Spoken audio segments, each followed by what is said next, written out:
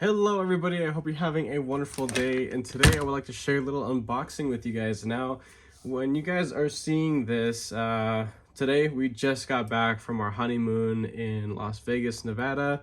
We are definitely not Vegas people, we learned that the hard way, but it was still a good experience, I suppose. But while I was out there for the week or so, Ramat reached out to me and they told me that they want to send me one of their new budget options, which I'm very grateful for. So I want to be transparent with you guys and let you know that this is a free knife to the channel, to me. I will most likely not be keeping it just because I don't really need something like this in my collection at the moment, but I am going to use it to make some content, and one of you lucky individuals will end up winning it in the future after I make some content from it. So that's pretty cool. Also, a little off topic that I want to show off. This was my wedding gift, one of my wedding gifts from my beautiful wife. This is a Traska, I think it's the Free Diver model. It's their newest one. They only typically do like 1 or 2 drops a year. It's a micro brand watch company. It's freaking beautiful. They have some sort of fancy proprietary metal that they use that's supposed to be like super scratch resistant. That means that I could literally use this every day if I wanted to. My workplace is not really forgiving to this type of watch design, so I've decided that I'm really only going to use it for like day-to-day outside of work. So I'm basically never going to use it because I live at work. Anyway, unboxing knife is going to be what I carried and also what I took out there to Vegas. Just go ahead and make a little cut there. That was a CMB Mid-X Predator, heavily modified. I actually was recently gifted one from Work Knife Balance. This is one of the newer models. It's still essentially new, just carried a little bit. You can see some blue patina from his jeans as he carried it, but he gifted this to the channel so that I may customize it and then also do another giveaway, which I'm very grateful for that. So what is this thing right here? So this is just showing the model. It's just a little receipt, that's all it is. No major information, but the Ramet RT Seahorse. It's in D2. There are 3 different variations. It's just under 45 bucks, and at the moment of this recording, there is a 50% discount code. So this is a super inexpensive knife. Slightly different packaging than what Ramet typically does, but not too far off. Nice little full-size microfiber cloth wrapped up, a little T6 T8 combo Allen tool, and then here's the knife. I actually requested to receive this one because this is the color variation that is the easiest to modify because of the silver accents blade hardware, and of course the natural jade scales. You can dye them and do all kinds of stuff. So one little thing, and I know a lot of you are probably going to say this, only seeing half of this knife here. Regardless of my relationship with Ramet, I'm going to tell you guys straight up that literally from here over is damn near a stolen design from the Urban EDC F5.5. The jimping, the backspacer, the lanyard hole, the positioning of this, that, and the other, it looks just like it. And when I open this guy up, you'll see that the blade is quite similar as well, but there are some key differences here. This being, of course, a ultra budget knife. Let's get that out there. Check that blade out. Quite similar to the F5.5. I will say that while I no longer have F5.5s in my collection anymore, wonderful knife, by the way, the stock on this is definitely thinner, maybe a hair shorter. But what's nice is that because it is significantly thinner in stock, it also comes down to an extremely thin edge for what it is. In the pictures on Amazon, don't be fooled. It looks kind of like a hollow grind. It's not. I really wish it was. Here I'm trying to just like manipulate this in any kind of way possible. Thumb hole is fine. Trying to reverse flick it. It's a little snug in there, but I'll let it break in and I'll mess around with it for a little bit. Let's see any kind of play side to side. Out of the box, yeah, there's a little side to side. Up and down is good. This is quite oily. I will say, which is common for, you know, knives coming from overseas around this time of the year, so not that big of a deal. Check out the centering, perfect.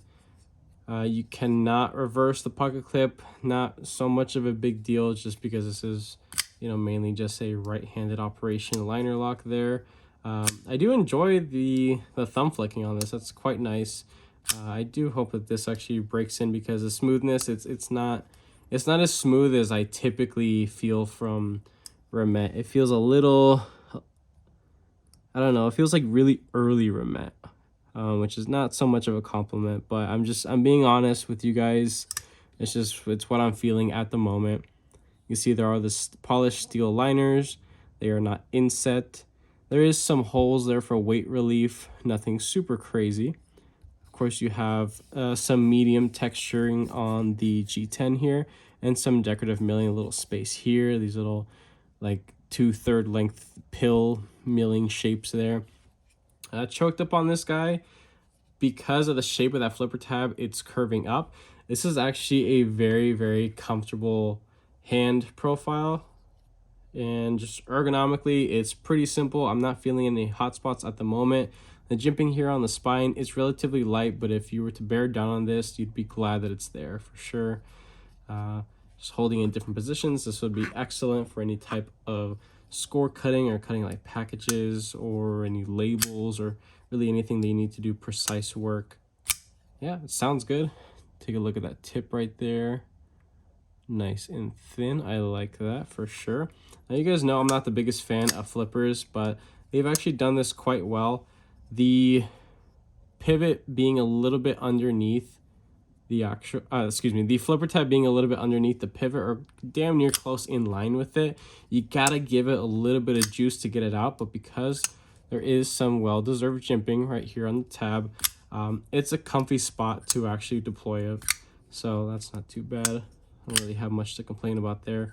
But I will be taking this to work, messing around with it. Later on down the line, I'll do some customization and give this away. This is definitely not something that I have room for in my collection. Maybe if there was like a premium variation and maybe there was a couple little different little things to it, then, you know, maybe, possibly. It would be really nice if Remet sent me some of their higher end stuff, seeing as I am the channel with the most content on their models. But beggars can't be choosers. I'm still grateful to have received this. And eventually, once funds come around again after all this wedding stuff has settled, I'll probably end up picking up some of their premium stuff. They actually just released a new premium folder. It's like a pivot lock. I don't know how they're doing it. I really hope that they're not stealing any designs. That would really suck.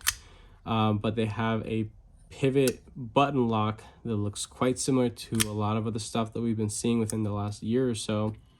And while I'm excited for that and their quality and fit and finish, it's gotten a whole lot better.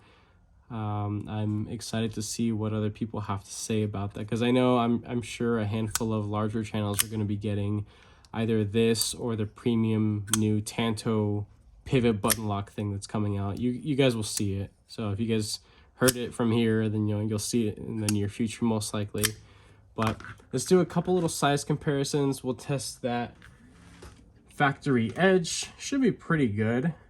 Let's see what we can test it up against. We'll do a couple little size comparisons, some small stuff, because this is a relatively compact knife. Like I said, overall it's about the same size as an f5.5, so that's something that I'd say like big hardcore f5.5 fans are probably not going to be happy about. But I think there's just barely enough here to call this, you know, its own design. So here is the Civivi Wharncliffe Elementum Spyderco Native 5. What other little compact stuff do I have here?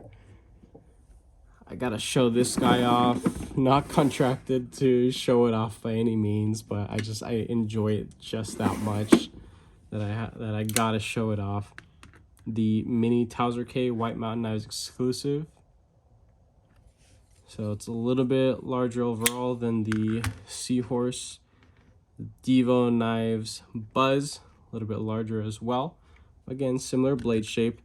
It would have been super cool if, even if they kept with the D2 blade material, I think having a hollow grind on this, and maybe even having the blade stock thickness a little bit thicker to accommodate for a hollow grind, it would have been really cool.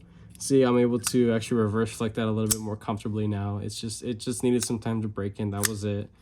But the first flick felt like my freaking nail was gonna come right off. But yeah, no, it's just getting better and better. So the smoothness on it is definitely getting a lot nicer. It's still not a really weighty blade, and I'm sure the pivot just needs to be cleaned out. They probably just soaked the crap out of this thing in lubrication or something to protect the D2 and other components from rusting during the shipment. Let me get a piece of paper. Got a piece of printer paper. Yeah, like I said, there are 3 different variations. I will be linking it down in the description if you guys are interested in it. There is a 50% discount code, and that is pretty freaking cheap. So yeah, that's great. That's excellent. Wonderful. Super comfy. I love that. Let's check out a little further down. Yeah, that's good. I'll call that good. That's a nice working edge. Be completely honest with you guys, the edge that's on this is a little bit I want to say a little coarser than what will be on maybe like a Senka or a Civivi. It's a little coarser, but it's still plenty good. I'm sure this will take an amazing edge afterwards when I go to sharpen it, lay back that edge a little bit and make this thing a mega slicer. For it being relatively small and compact, it is hand feeling because it is a little bit on the taller side. I do have extra large size hands, but slim fingers, so I'm able to kind of, squeeze in there, and it doesn't feel bad at all. Access to the liner, it's a kind of blocky shaped liner. There are no sort of, scalloping or anything like that, so it's not crisp. It's not like super harsh of an edge. It is polished and kind of rounded over a little bit, but I kind of wish that there was something a little bit there for, accommodating comfort and things like that. But for what it is, for the price, it's actually not too bad. If you need just a little like budget beater that you can throw around, and that's something that's probably going to stand up to slightly more, stubborn tasks, then, this might actually be it for you. It's not too bad. So let's check out that pocket clip. I'm very thankful that while those screws there, so the body screws are T6, pocket clip screws are also T6 as well. The clip is milled into the scale, and the heads of the screws are also recessed, so I'm very happy about that. And a different style pocket clip than we've seen from Remet, so they're kind of putting out just different stuff. So they're not really staying in their own lane. They're kind of all over the place.